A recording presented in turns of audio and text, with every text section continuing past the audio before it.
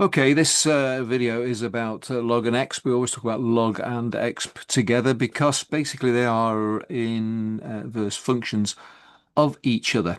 So we'll get to that a bit more in a moment. So let me uh, just get my laser going. All right, so what we got there? Here's a graph of exponential functions. This green one here is e to the power of x, the being Euler's number, approximately 2.7, um, very f frequently associated with exponential functions.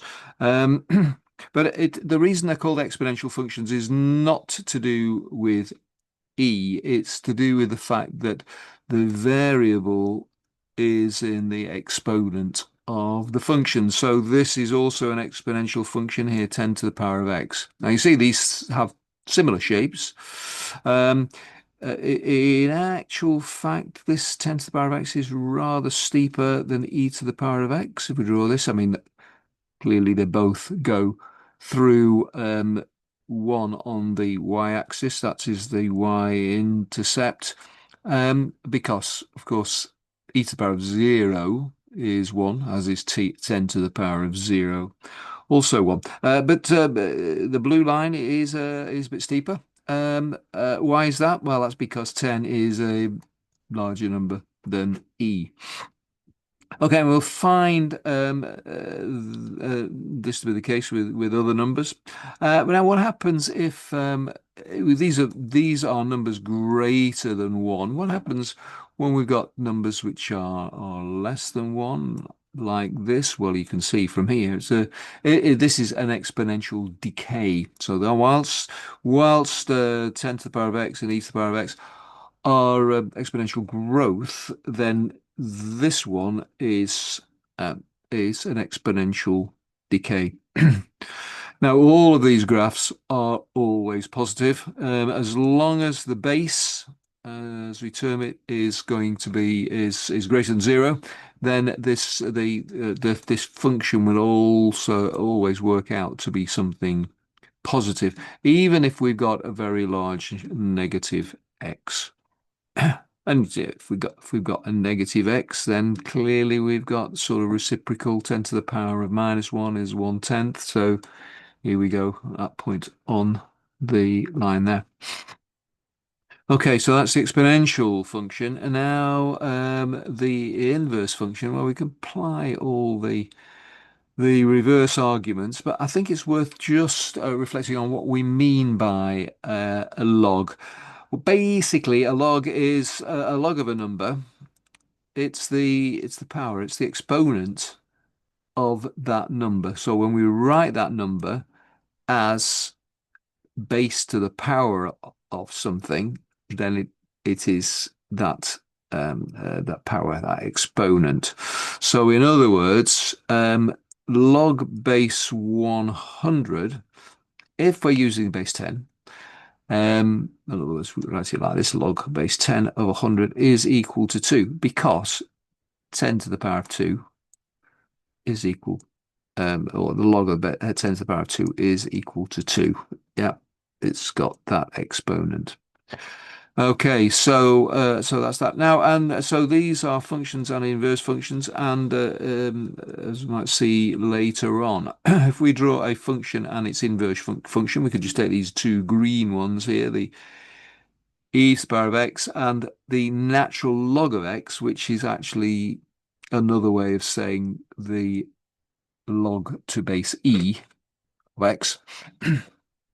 If we to draw those on the same graph, we'd see actually that they are reflections in the line y equals x, and this is generally true for functions and their inverses.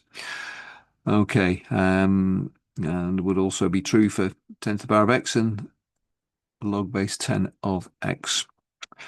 Okay, so that is a point more about functions and inverses. Note that actually neither one of these is the function and the other one the inverse. They're both, they are inverses of each other. So depending on the context, then we might be referring to this as f of x, let's say, and this one as f minus 1 of x, or could be the other way around. Okay, so that's what the functions look like. A quick word about Euler's number. We use this a lot with exponential and logarithmic functions. The reason is it crops up right throughout maths. And as you do more advanced maths, you basically become more and more acquainted with it. E, of course, is an irrational number. Um, so there we go. If you wanted to memorize it to 100 places there or something, then there we go. Have a go at that. With a number of ways of actually expressing E. It is actually this sum, the sum of 1 over n factorial from n equals 0 to infinity. Also that there's various other forms of writing it involving series almost entirely. But you don't need to know that really. It's useful to know it's approximately 2.718, but it just crops up for various reasons, which we'll kind of get to. Right, what have we got? Right, I mentioned that the inverse function is the inverse function of e to the power of x is the natural log of x. And here we go. If we draw these two functions on here, then we see they are a reflection in the line y equals x. Okay, so that's sort of repeating what I've already said there. Log base 10, incidentally, if you're wondering why we are interested in it, it can be quite useful because we can understand 10 to the power of a number sort of slightly more easily. 10 to the power of 10 to the power of 6.1, for instance. Well, 10 to the power of 6 is going to be 1 followed by 6 zeros. So that's actually going to be a million, isn't it? So 10 to the power of 6.1 is going to be something a bit more than a million, but not yet 10 million. So, it's kind of useful to be able to see that. And remember back to GCSE days doing standard form and such like, then, that illustrates kind of the use of it. All right, so that is useful. Going back a long time before we had calculators, we used to use tables for multiplying and dividing numbers, and they were based on log base 10.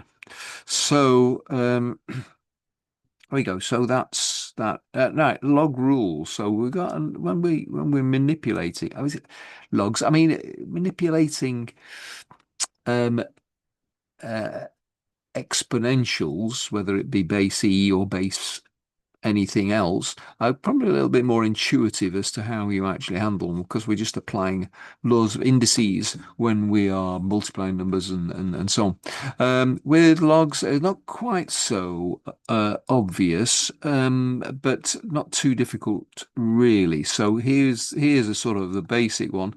The log of a product of numbers xy is equal to the sum of the logs. Why is that? Well, just going back to what we were saying before, if we imagine that we're multiplying 10 to the power of 2 times 10 to the power of 3, that's going to give us 10 to the power of 5. And so, having said what I said before, is that a log is just an exponent, and see that what we need to do is to add the exponents. So that's what we're doing with this log rule here. Okay, now this is log this is 10 to the power of 3 divided by 10 to the power of 2, if you like, which is going to be 10 to the power of 1. So this is what we do is we subtract them when we are dividing.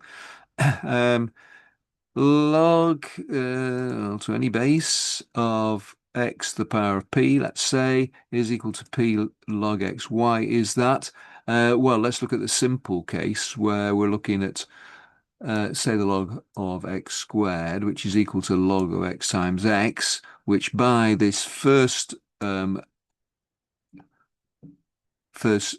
law here is going to be equal to that, which is, of course, is equal to 2 log x. So log of x squared is equal to 2 log x, and we can extend this argument for any value of the exponent as well. Okay, so that is that one. This one is not quite so obvious, but is kind of useful. Um, the log base b of x is going to be, if we wanted to change the base, basically, log base a, that's any number. Again, it could be Euler's number, or it could be 10 or 2 or 5.5 or anything. Is going to be log base a of x divided by log base a of b. All right, so log of this divided by log of that. Right, so that is a useful one when we're going to do some worked examples.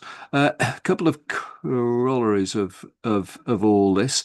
First of all, the log base a of a, or which could be the log base e of e, is equal to 1. Why is that? Is because when we express um, uh, e to the power, when we express 1 as e to the power of something, sorry, when we express e as e to the power of something, that something is equal to 1. When we express 10 as 10 to the power of something, then that is 1 equally. So that is something that crops up a lot. Also, talking about switching bases, log base a of b is equal to 1 over the log base b of a. Right, okay. So why is that? Um, well, if we look at our previous laws, we can probably see that um, log base a of b is going to be, that's using this law here. And this is going to be that. And of course, these just cancel, giving us 1. So if log base a of b times log base b of a is equal to 1, then obviously then this must hold here. Right, so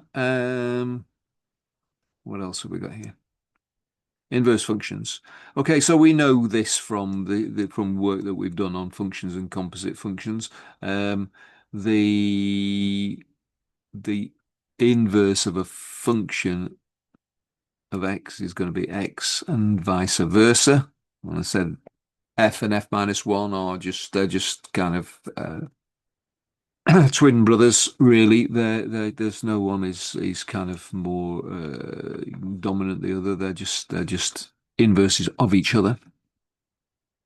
Um, e to the power of x is another thing here we might think about is we sometimes write it as that or that. Certainly, if you type that, this last one here, x of x, into, say, Desmos or other kind of on-screen calculation things, then it will calculate as this. So these forms, particularly that one, it kind of looks a bit more like a function, doesn't it? Like f of x to e of x. And similarly, the natural log of x, which of course I personally think is better written as is log base e of x. It's more consistent with everything else, but anyway, we widely use natural log ln of x. We could write that as that. Okay. And therefore, if these two things here, let me pick those two out. are inverses of each other, then that is going to be true, and that is going to be true. So if we write that out in a different form, that is going to be e to the power of log x is equal to x, and the log of e to the power of x is equal to x. And if you're not convinced about that, then go and try it out on your calculator, and you will find that is the case. Um, uh, yeah, not just e, going to apply to whatever base, so 2 to the power of natural log of natural log, sorry, that should be written log base 2 of x. That's quite right.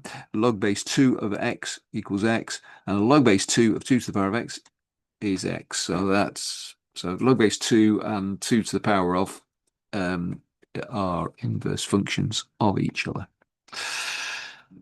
Right, so log rules and some of the um, implications. Right, I've got some worked examples to go through here. I'm going to cover those in a separate video. This is as to how we manipulate log equations and log expressions. Um, so I shall work that through in a separate video, and I will see you in that.